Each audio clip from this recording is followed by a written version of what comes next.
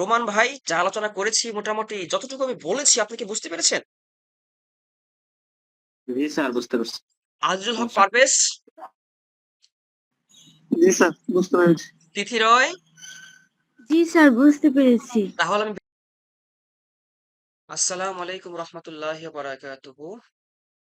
আমি Mohammad Mamanur Rahman, advance certificate course in computer technology কোর্সের লেকচারার। আজকে আমরা আইসিটি অ্যান্ড অফিস অ্যাপ্লিকেশন কোর্সের কিছু প্র্যাকটিক্যাল এবং থিওরি সংক্ষেপে দেখব। কারণ হচ্ছে স্টুডেন্ট আমাদের এখানে যারা রয়েছে তাদের মধ্যে অনেকেই অসুস্থ। আমিও অসুস্থ, তবুও অসুস্থতা শরীর নিয়ে আজকে অনেকে অনুপস্থিত, আবার কেউ পারেনি। এ সমস্ত কিছুর বিবেচনা করে আমরা আজকে শর্ট করে ক্লাস নিব এবং পরবর্তী ক্লাসে বিস্তারিত আলোচনা করব। তো আমাদের পরীক্ষার মধ্যে ওয়ার্ডের কিছু বিষয় আসে, যেমন আমরা যদি ওয়ার্ড প্রোগ্রাম ওপেন করি তাহলে কিভাবে ওপেন করব? এইখানে আমরা সার্চ বক্সে যাব। আমি যা চাই, আমি যে প্রোগ্রাম চাই সেই প্রোগ্রামের মূল নেমটা লিখবো, যেমন ওয়ার্ড চাই, WORD ওয়ার্ড লিখলেই চলে আসবে। যা চাই এই সারনেম লিখলেই চলে আসবে। সারনেম মানে হচ্ছে মূল ফর্মটা, মূল টাইটেলটা। তারপর ব্ল্যাঙ্ক ডকুমেন্ট। এখানে আমি কিছু লেখালেখি একটু খেয়াল করি আমরা। আমি এখন আন্দাজের উপরে লিখতেছি বোঝানোর জন্য, কিছুক্ষণ পরে একটু দেখাবো। আচ্ছা, এই যে লেখাটা আমি লিখলাম, উপরে কতটুকু আছে, বামে কতটুকু, ডানে কতটুকু এবং নিচে কতটুকু থাকবে, এই যে এই বিষয়গুলা আমাদের উপরে কতটুকু, ডানে বামে কতটুকু, নিচে কতটুকু, এটাকে বলে মার্জিন। এই মার্জিনটাকে আবার 4 ভাগে ভাগ করা হয়। 4 ভাগে কি কি? Top, bottom, left, right. Top মানে হচ্ছে উপরে কতটুকু মার্জিন হবে, বটম মানে নিচে, লেফট মানে বামে, রাইট মানে হলো ডানে। আমরা যদি এখানে লেআউটে যাই, যাওয়ার পর আমরা যদি এখানে যে মার্জিনে যাই, তারপর কাস্টম মার্জিনে ক্লিক করব, এখন আমাদের সামনে একটা ইন্টারফেস চলে এসেছে, এর নাম হলো মার্জিন প্রোগ্রাম। এইখানে উপরে যতটুকু আছে জায়গা খালি, এই মার্জিনের মাধ্যমে আমরা পরিমাণ মতো রাখতে পারবো। এখন একটা প্রশ্ন আসতে পারে, স্যার আমরা কতটুকু রাখলে ভালো হবে? সবসময় সচরাচর রাখা হয় যদি আমাদের লেখা কম হয় সেই ক্ষেত্রে 1 ইঞ্চি। আর যদি লেখা অনেক বেশি হয় তাহলে অল সাইড 0.6 দিব। আর যদি আমাদের লেখা বেশি প্লাস কোনো আবেদন হয়, বাম পাশে আমরা শুধু 1 ইঞ্চি দিব। বাম পাশ মানে লেফট সাইড। এবার আমি দেখাই, এই টপ মানে হলো উপরে, এখানে 0.6 দিব। বটম মানে হলো নিচে, এখানেও 0.6 দিব। লেফট মানে হলো বামে, এখানেও 0.6 দিব। রাইট মানে হলো ডানে, এখানেও 0.6 দিব। আর বাকিগুলোতে দিব না, কারণ একটা পেজের 4 অংশ, যাকে আমরা মার্জিন বলে জানি। আর এই অংশগুলোর নাম টপ, বটম, লেফট, রাইট। একটু দিকে খেয়াল করি এখন। এই যে এখানে দেখেন কতটুকু জায়গা আছে, এটা কতটুকু আছে, 1 ইঞ্চি। আমরা যখন ওকে দিব সব জায়গায় 0.6 হয়ে যাবে। ঠিক আছে, এখন কথার কথা, যদি আমরা এখানে বাম পাশে শুধু 1 ইঞ্চি দেই, কোনো অ্যাপ্লিকেশন লিখলে বাম পাশে 1 ইঞ্চি হবে, তাহলে লেফটে আমরা ক্লিক করে এখানে 1 ইঞ্চি দিব, ওকে দিব, আর হয়ে যাবে। এটাকে বলা হয় মার্জিন, মার্জিন প্রোগ্রাম। ঠিক আছে, কখনো এরকম হয় যে আমাদের পেজটা এখন সোজা আছে, এটা আমাদের বাঁকা করে লিখতে হবে, এটাকে বললে অরিয়েন্টেশন। অরিয়েন্টেশনটা হচ্ছে পেজটাকে সোজা রাখবো নাকি বাঁকা রাখবো, সেই ক্ষেত্রে এই যে অরিয়েন্টেশনে ক্লিক করে ল্যান্ডস্কেপ দিলে বাঁকা হবে, দেখতে পাচ্ছেন, পোর্ট্রেট দিলে সোজা হবে। এই কাজটুকু দেখানোর পিছনে কিন্তু আমার একটা উদ্দেশ্য আছে, সেটা আমি একটু পরেই বলবো। আর আরেকটা হলো পেজটা আমি কি নামে নিব। বেশিরভাগ পেজ নেওয়া হয় A4 সাইজে, এই A4। তারপর নেওয়া হয় সচরাচর খুব কম লেটার, এবং আরো কম নেওয়া হয় লিগেল। লিগেল মানে হচ্ছে বড়, A4 এর থেকে একটু বড় সাইজের, কিন্তু আমরা A4 নিব। এইখানে আমাদের পরীক্ষায় যেটা আসবে, আমি এখন আলোচনায় যাব, পরীক্ষায় আমাদের যেটা আসবে সেটা আমি আলোচনায় যাই। পরীক্ষায় কখনো আসবে যে নিজের একটি সিভি তৈরি করো, ঠিক আছে, অথবা বায়ো ডাটা তৈরি করো। আমি যে কথাগুলো বলবো এখন 2 মিনিটে জাস্ট এতটুকু বুঝে ফেললে যে কোনো সিভি বায়োডাটা বানাতে পারবেন। আর 2 মিনিট আলোচনা করব আদার্স কিছু বিষয়ে। এখন যে বিষয়টা, যদি আমরা লিখি বায়ো ডাটা, এই এই লেখাটাকে যদি আমরা মাঝখানে নেই বা যেইখানেই নেই, বা এটাকে যা কিছুই করি আমাকে কন্ট্রোল এ দিয়ে ব্লক করতে হবে প্রথমে। তখন ব্লক করার পর আমরা কন্ট্রোল ই প্রেস করবো আর মাঝখানে চলে যাবে। আর যদি এটাকে আমরা বড় করি, কন্ট্রোল থার্ড ব্র্যাকেটের সেকেন্ড ব্র্যাকেট দিলে বড় হবে, ফার্স্ট ব্র্যাকেট দিলে ছোট হবে। এখন কথার কথা বলতে পারে এই লেখাটাকে আপনি বোল্ড করেন। বোল্ড মানে আরো গাঢ় করা। কতটুকু এই লেখাটা গাঢ় আছে এটা আমাদের আগে বুঝতে হবে। আমরা যদি লক্ষ্য রাখি এটা আমাদের সামনে এরকম গাঢ় আছে, এখন কন্ট্রোল বি দিয়ে আরো বেশি হয়ে যাবে। দেখতে পাচ্ছেন হয়ে গিয়েছে। ঠিক একইভাবে আমার প্রত্যেকটা কথা বুঝতে হবে। আমি কিন্তু এখন ফাইনালি আলোচনায় যাচ্ছি। কখনো যদি এরকম হয়, কেউ যদি কোনো লেখা বলে, আমি বোঝানোর ক্ষেত্রে বলতেছি, বাম পাশে নিয়ে যাও, left side control Q, right side control R, central control E, কিংবা কখনো কেউ যদি বলে লেখাটাকে বড় করো থার্ড ব্র্যাকেটের সেকেন্ড ব্র্যাকেট, ছোট করো থার্ড ব্র্যাকেটের ফার্স্ট ব্র্যাকেট, ঠিক আছে? এগুলা বুঝতে হবে। তারপরে হচ্ছে কেউ যদি বলে এটাকে আন্ডারলাইন করো কন্ট্রোল ইউ, যদি বলে আন্ডারলাইনটা উঠিয়ে ফেলো, আবার দিব ব্লক করে, ব্লক ছাড়া কাজ হবে না, কন্ট্রোল ইউ, অর্থাৎ যা দিয়ে আন্ডারলাইন করা হয় তা দিয়ে আন্ডারলাইন উঠানো হয়। কখনো এরকম হতে পারে যে লেখাটাকে তোমরা ডাবল আন্ডারলাইন করো, সেই ক্ষেত্রে একটা আন্ডারলাইন করার পর কন্ট্রোল এ দিয়ে ব্লক করে কন্ট্রোল শিফট একসাথে চেপে ধরে রেখে ডিপ্রেস করলে হয়ে যাবে। আবার যদি বলে ডাবল আন্ডারলাইন দুইটাই উঠাই ফেলো, সেই ক্ষেত্রে কন্ট্রোল এ দিয়ে ব্লক করে কন্ট্রোল শিফট ডি দিলেই উঠে যাবে। এখন এই লেখাটাকে যদি আমরা ওয়ার্ড আর্ট করি, এখান থেকে ইনসার্ট, তারপরে হচ্ছে ওয়ার্ড আর্ট, যে কোনো একটা ওয়ার্ড আর্ট করলাম। এখন এই ওয়ার্ড আর্টটা করার পরে কেউ কি বলতে পারে যে এই ওয়ার্ড আর্টটা আগে যেরকম ছিল ওইরকমই ভালো ছিল, আগের অবস্থানে যাও, অর্থাৎ এটাকে বলে আন্ডো। আন্ডো হলো কন্ট্রোল জেড, মানে আগে কি রকম ছিল, আর পরের অবস্থানে হলো কন্ট্রোল ওয়াই, আগের অবস্থানে যাওয়ার পরে মনে হলো পরেরটাই ভালো ছিল, এই কন্ট্রোল ওয়াই দিলেই হয়ে যাবে। এই হলো বিষয়, কিন্তু আমি আগের অবস্থানে কন্ট্রোল জেডে গিয়ে কাজটা করব। এখন কিন্তু আন্ডারলাইন নিয়ে কন্ট্রোল এ দিয়ে ব্লক করে আবার কন্ট্রোল ইউ দিয়ে আন্ডারলাইনটা দিয়ে নিব। এখন যদি আমরা নিচে নামি, এন্টার চেপে কার্সর নিচে নামাবো, তারপর যদি আমরা বাম পাশে নেই তাহলে কন্ট্রোল কিউ, এখন আমরা ওয়ান লিখবো, লিখলে কি হবে, ওয়ানটা আমাদের বোল্ড হবে, নিচে আন্ডারলাইন হবে। আমি আবারও বলতেছি, যদি বোল্ড হয় বোল্ডটা কন্ট্রোল বি দিলেই উঠে যাবে, এখন লিখি বোল্ডার হবে না। তারপরে হচ্ছে আন্ডারলাইন আবার হচ্ছে, এখন যদি আন্ডারলাইনটা আমি এগেন উঠাতে চাই কন্ট্রোল ইউ দিয়েই উঠে যাবে, এই উঠে গেছে। এখন আমি এখানে লেখার সাইজটা একটু ছোট করে নিব। কত ছোট করব, এই যে এইখানে এইখানে এইখানে খেয়াল করুন, এইখানে এই যত কন্ট্রোল থার্ড ব্র্যাকেটে ফার্স্ট ব্র্যাকেট চাপো লেখা ছোট হবে। এখানে আমি 18 দিয়ে কাজ করি। এখানে 1 দিলাম, একটা ফুল স্টপ দিলাম, লিখলাম আমি নেম, NAME। এখানে একটা বিষয় বুঝতে হবে, আমি যা বলতেছি সংক্ষেপেই বলবো। কখনো যদি কোনো ফুল স্টপ নেই, কোনো দাড়ি নেই, কোনো কমা নেই, কিংবা কোনো ওয়ার্ড লেখি, মনে রাখতে হবে তারপরে কি দিতে হবে, তারপরে অবশ্যই একটা স্পেস দিতে হবে। কয়টা স্পেস দিতে হবে? একটা স্পেস দিতে হবে। এই কথাটা যদি মনে না রাখেন তাহলে কিন্তু হবে না। এবং একটা স্পেস দিলাম কিন্তু মাঝখানে অনেক ফাঁকা, কারণ নেমটা অনেকটুকু আমার এখানে সামনে হবে। যেখানে অল্প ফাঁকা সেখানে স্পেস, যেখানে অনেক ফাঁকা সেখানে ট্যাব।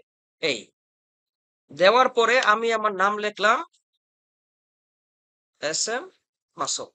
এখন যে কথাটা হচ্ছে, আমি যদি 2 নাম্বার লিখি, এন্টার দিব, 2 এসে গেছে। এখন ফাদার্স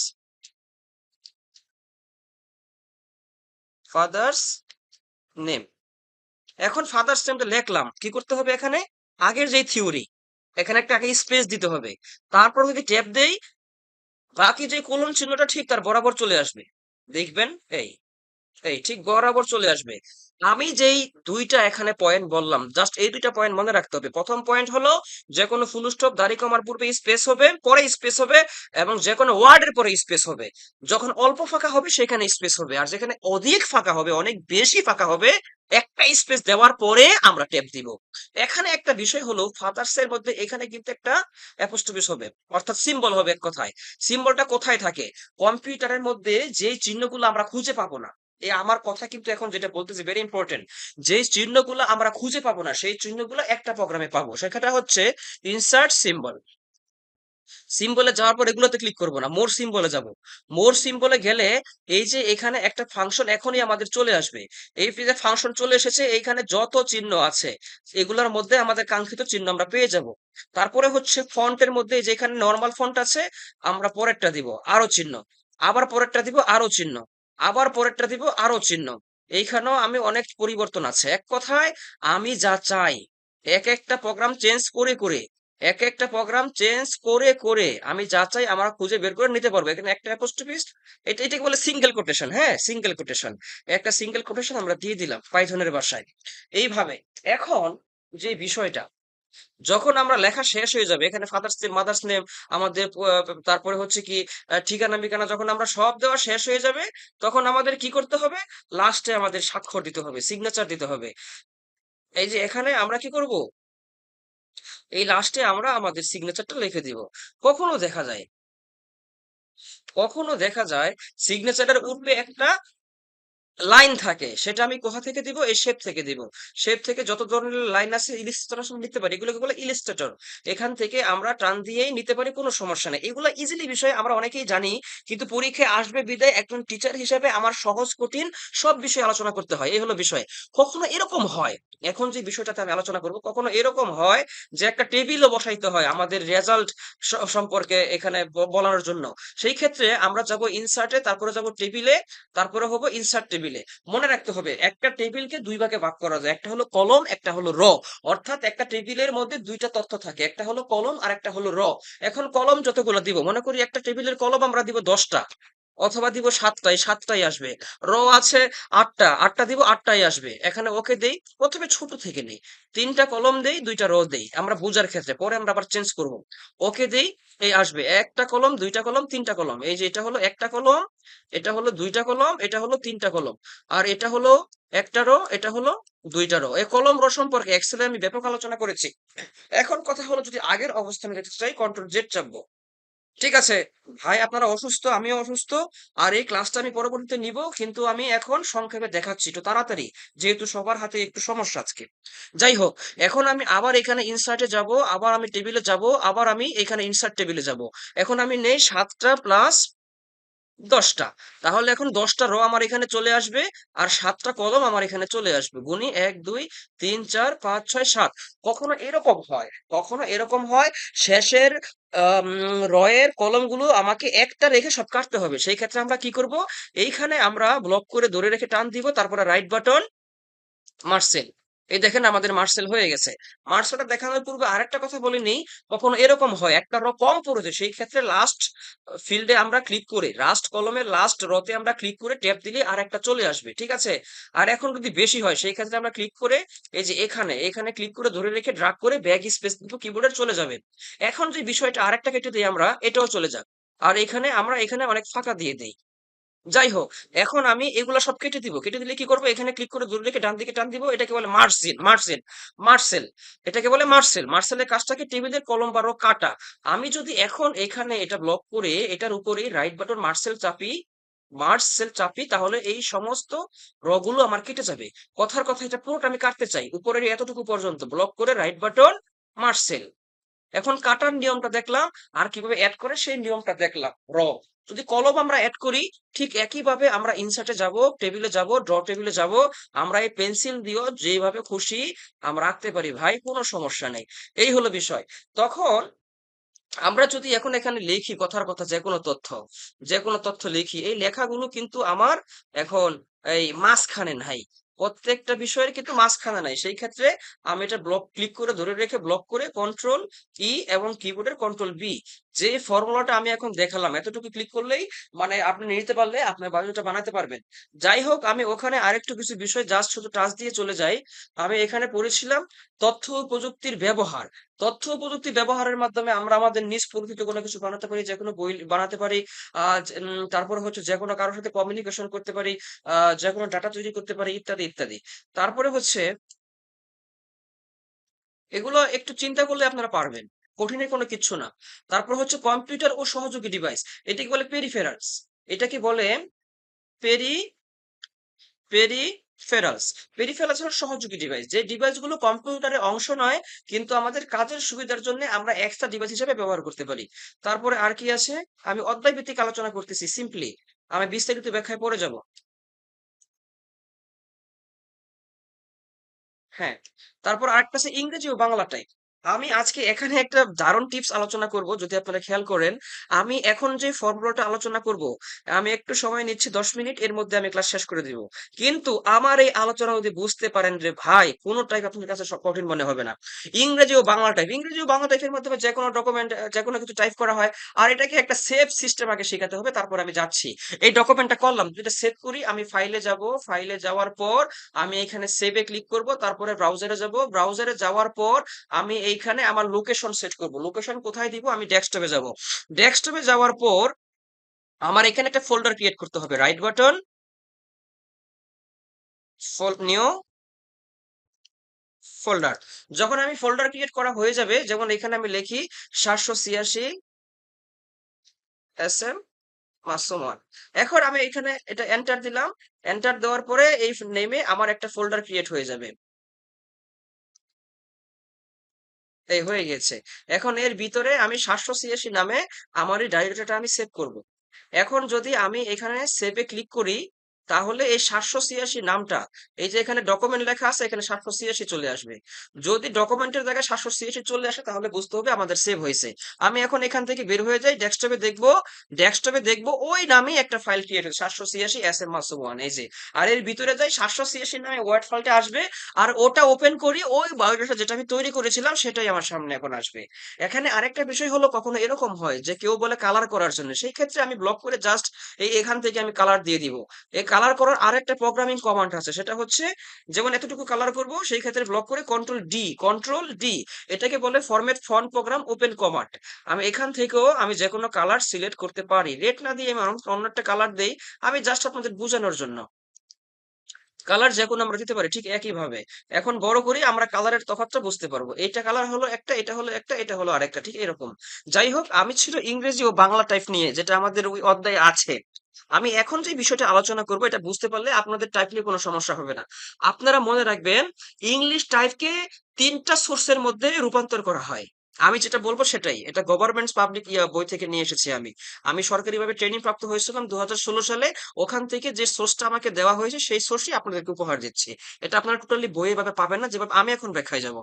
যাই হোক, ইংলিশ সোর্সটাকে 3টা টাইপে রূপান্তর করা যায়। মানে 3টা টাইপে ইংরেজি সূত্রটা টাইপ করা যায়। মানে 3টা সোর্সে আমরা ইংলিশ টাইপটাকে রূপান্তর করতে পারি। অর্থাৎ ইংরেজি টাইপটাকে 3টা সূত্রে রূপান্তর করতে পারি। প্রথম সূত্র হলো রাইট সাইড থেকে।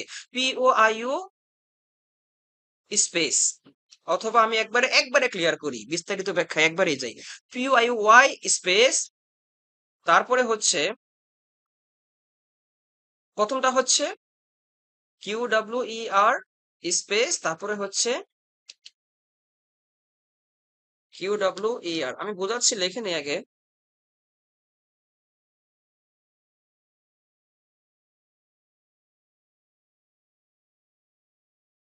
জি, এই যে সূত্রটা আমি এখানে টাইপ করেছি আপনাদের সামনে, এটা হলো ফার্স্ট স্টেপ। আমি এইখানে ক্রমিক নাম্বার দিলাম, বা না দিলেই ভালো হয়, আমরা মুখস্থ রাখবো, ঠিক আছে। আর এই মাঝখানে আমি ব্রেকেট ইউজ করব। এখানে হবে SPAC স্পেস।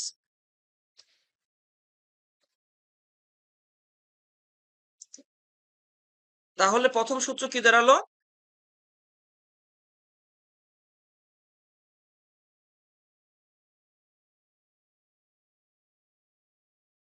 প্রথম সূত্র দাঁড়ালো QWERT স্পেস POIUY স্পেস। আমি এটা শুরু করব ডান দিক থেকে, প্রথম সূত্রটা শুরু করব ডান দিক থেকে। আমি আবারও বলি, প্রথম সূত্রটা শুরু করব ডান দিক থেকে। এটা আমাদের পরীক্ষার আগে ভাই দরকার নেই, জাস্ট মনে রাখলেই হবে। বা আপনাদের কাছে কঠিন মনে হলে আমি সহজ বুঝতে পারি, কিন্তু আপনারা এই ক্লাসটাকে লস করবেন। এই জন্য আমি ব্যাখ্যায় পুরোপুরি একটু যাই, যতটুকু দরকার। প্রথম সূত্র হলো ডান দিক থেকে POIUY স্পেস, দ্বিতীয় সূত্র হলো QWERT স্পেস। প্রত্যেকটা সূত্রের মাঝখানে আমরা ফাঁকা রাখবো।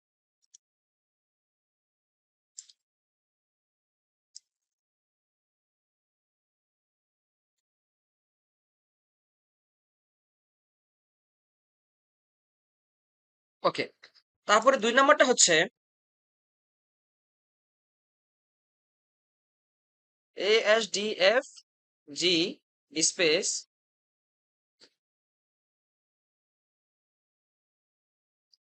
প্রত্যেকটা লিখবো আমরা নিচ থেকে।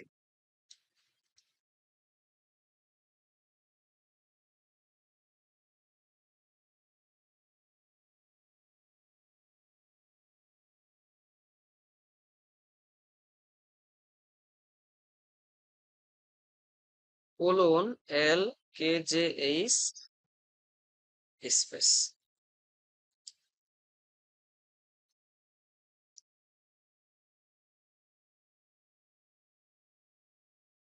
ঠিক এইভাবে। আর ৩ নাম্বারটা আমি এখন একবার লিখে দেই।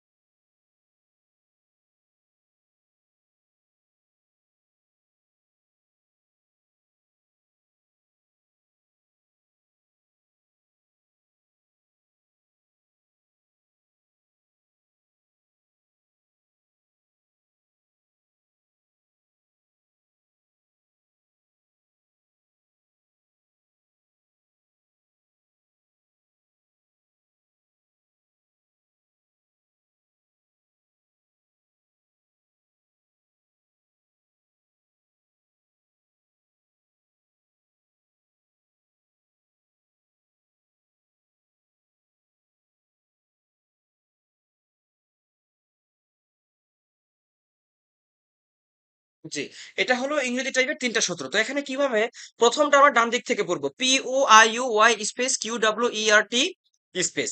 আর ২য় টা হলো বাম দিক থেকে ASDFG স্পেস, তারপরে হচ্ছে এখানে ভুল হয়ে গিয়েছে semicolon L K J H space, semicolon L K J H space. আর ৩য় টা হলো ডান দিক থেকে oblique full stop comma MN space ZXCVV space. এখন এই বিষয়টা যদি আমরা এইভাবে মুখস্থ করি, মুখস্থ করার পর আমি আবারও বলি আমি কিভাবে পড়বো। আমি পড়বো ভবিষ্যতে, পরবর্তীতে, এখন না। যখন আমরা ইংরেজি টাইপটা না দেখে করতে চাই, এরকম যদি আমরা শিখতে চাই, সেই ক্ষেত্রে যদি ইংরেজি টাইপ আমরা না দেখে শিখতে চাই বা করতে চাই, এবং যে কোনো ভাষা যদি আমরা না দেখে করতে চাই, আমি এখন যে ফর্মুলাটা বলবো এটা আপনারা প্রয়োগ করবেন। কিন্তু পরীক্ষার জন্য এত বিস্তারিত প্রয়োজন নেই। আমি শর্ট করে বলি, আমরা এখানে পড়ব POIUY স্পেস QWERT স্পেস, এইভাবে প্রথমটা মুখস্থ করব। আর দ্বিতীয়টা হলো বাম দিক থেকে ASDFG space semicolon LKJH space. তৃতীয়টা হলো ডান দিক থেকে oblique full stop comma MN space ZXCVV space. এইভাবে পড়তে পড়তে একসময় এরকম হবে কোন লেটারের ডানে বামে কি আছে, উপরের নিচে কি আছে, এটা আমাদের মুখস্থ হয়ে যাবে। এটা হলো ২ টা পদ্ধতি। একটা হলো ডানে বামে প্রথম পদ্ধতি। এখানে ৩ টা সূত্র, ৩ টা সূত্র ৩ টা পদ্ধতি শিখবো। একটা হলো ডানে বামে কি আছে, আরেকটা হলো উপরে নিচে কি আছে, আরেকটা হলো ১ নাম্বার সূত্রের রাইট সাইডের প্রথমটা কি P, তৃতীয়টা কি O, তৃতীয়টা কি I, ২ নাম্বার সূত্রের লেফট সাইডে প্রথমটা কি A, পঞ্চমটা কি G। এইভাবে প্রত্যেকটা আমরা এইভাবে মুখস্থ করবো। ঠিক একইভাবে আমরা যদি লক্ষ্য রাখি, আমাদের ইংরেজি টাইপের ফন্টের নাম হলো টাইম নিউ রোমান। হোমে যাই, এখানে আসবে আমাদের, আমরা যখন ইংরেজি টাইপ করব, যদি ফন্টের নাম জিজ্ঞেস করে ইংরেজি ফন্টের নাম কি, আমরা এটা দিব টাইম নিউ রোমান। ইংরেজি ফন্টের নাম হলো টাইম নিউ রোমান। এই যে উপরে চলে এসেছে। এখন কথার কথা, কেউ বলবে যে বাংলা টাইপ করো, ঠিক আছে, কেউ বলবে বাংলার ফন্টের নাম কি বা বাংলা টাইপ কিভাবে করা হয়, সেই ক্ষেত্রে একইভাবে আমরা এখানে ক্লিক করে এইটা সিলেক্ট করবো। এটার নাম হলো সুটোনিয়াম জে। ঠিক আছে, আমরা যদি এখন এখানে লিখি বাংলা হবে, বাট এলোমেলো হবে। এলোমেলো লেখা ঠিক করে রেখার কমান্ড হচ্ছে কন্ট্রোল অল্টার একসাথে চেপে ধরে রেখে বিতে প্রেস করব। এখন যদি আমরা এখানে বাংলা লিখি, আমাদের উঠবে, কোনো সমস্যা নেই। এই হলো বিষয়। এই ফন্ট সেটটা আরো একভাবে করা যায়, কিবোর্ডের কন্ট্রোল ডি চেপে আমরা এখান থেকেও সুটোনিয়াম তে সিলেক্ট করতে পারি, এবং টাইম নিউ রোমান আমরা এখান থেকে সিলেক্ট করতে পারি। তারপর ওকে দিলেই হয়ে যাবে। আরেকটা পরীক্ষায় আসবে, এটাকে বলে সুপার স্কিপ, সাবস্ট স্কিপ। সুপার স্কিপ মানে কি, যেমন a square plus 2ab plus B square. যারা এই ক্লাসকে আমি ভিডিও এখনই দিয়ে দিব, দেখবে না, তারা লস করবে কিন্তু, বা না বুঝতে পারলে লস করবেন। কখনো দেখা যায় যে আমাদের বলে একটা সূত্র লেখো, এখন সূত্রের মধ্যে পাওয়ার কিন্তু উপরে থাকে কখনো, সেই ক্ষেত্রে এটাকে বলে সুপার স্ক্রিপ্ট। যেটা আমরা পাওয়ার উপরে দিব, সেটা আমরা এইভাবে মাউস দিয়ে ক্লিক করে ধরে রেখে ব্লক করে কন্ট্রোল ডি দেওয়ার পর আমরা এখানে সুপারস্ক্রিপ্ট সিলেক্ট করব, পাওয়ার উপরে চলে যাবে, এখনই পাওয়ার উপরে চলে যাবে।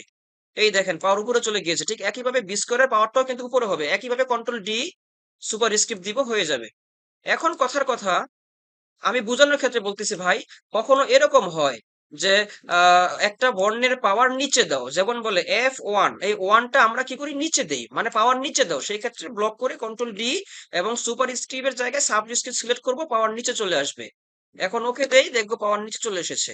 যেই ফর্মুলা গুলো আমি এখন দেখালাম আপনাদের, আপনারা খেয়াল করলে এখান থেকে বুঝতে পারবেন এই সূত্রগুলোর আরো অনেক ব্যাখ্যা আছে। যেমন আমি বাংলা টাইপের মধ্যে কিছু যাই, কখনো কখনো দেখা যায়, কখনো কখনো দেখা যায় যে যুক্ত বর্ণ থাকে, যে ভাই এটা তুমি ইংলিশে না বানায় বাংলায় লেখো।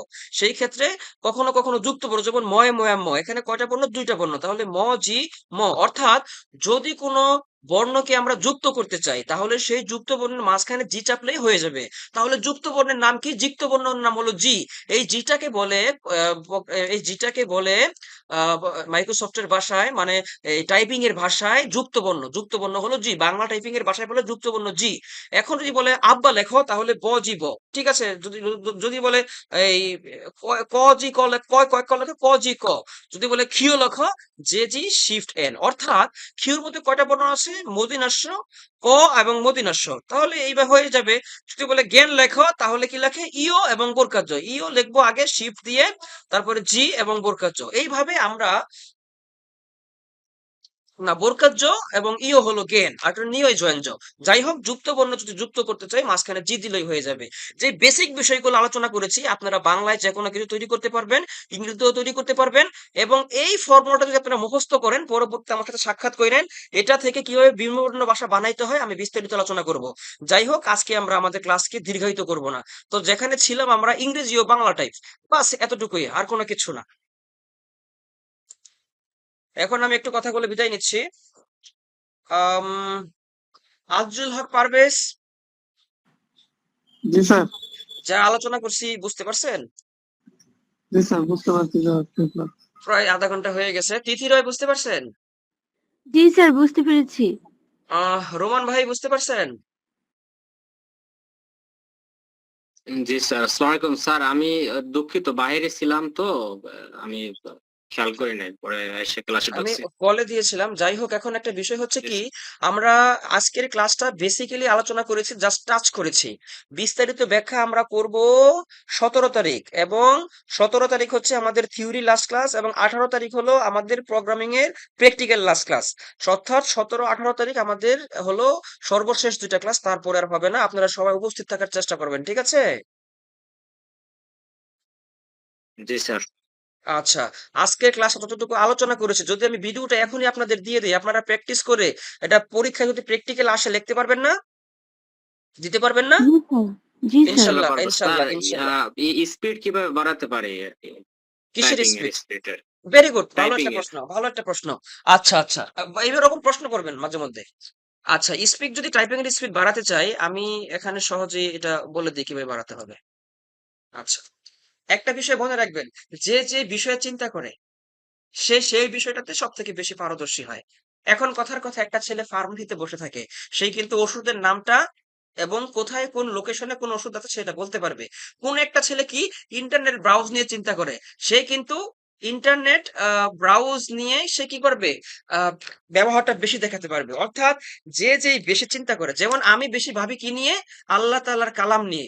যদি এখন আমাকে বলে যে অমুক সূরার অমুক আয়াত থেকে তেলাওয়াত করো, আমি কিন্তু চট করে বিভিন্ন পদ্ধতিতে তেলাওয়াত করতে পারবো। প্রায় ইনশাআল্লাহ তাআলা 4 থেকে 5টা সূরা তেলাওয়াত করব। বিসমিল্লাহির রহমানির রহিম।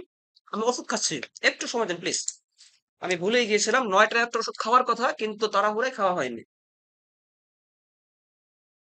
জি, যেটা বলতেছিলাম, যে ইংরেজি নিয়ে বেশি প্র্যাকটিস করে সে ইংরেজিতে কিন্তু বেশি দক্ষ হয়। অর্থাৎ যে যে বিষয় নিয়ে প্র্যাকটিস করে সে সেই বিষয়টাতে সব থেকে বেশি এক্সপার্ট হয়ে যায়। এখন যদি আমরা ইংরেজি টাইপ কিংবা বাংলা টাইপ নিয়ে দক্ষ হতে চাই, সেই ক্ষেত্রে আমাদের কিছু ফর্মুলা মাথায় বারবার ঘুরাতে হবে। কিভাবে? যেমন মনে রাখতে হবে কোন বাটনটা কিবোর্ডের কোথায় আছে, এবং কোন আঙ্গুল কিবোর্ডের কোন বাটনের উপরে রাখলে আমাদের আঙ্গুলের সাথে মিশে যাবে। যেমন কথা হচ্ছে, যেমন পি, পি এর মধ্যে রাখবো ডান হাতের যে কনিষ্ঠ আঙ্গুল আছে, বৃদ্ধাঙ্গুলের লাস্টে যেটা। রোমান বুঝতে পারছেন ভাই আমার? জি স্যার। একটু একটু সাড়া দিবেন শুধু আপনি। এখানে বৃদ্ধা আঙ্গুলের যে লাস্টের কনিষ্ঠ আঙ্গুলটা সেটা রাখবো পি এর মধ্যে।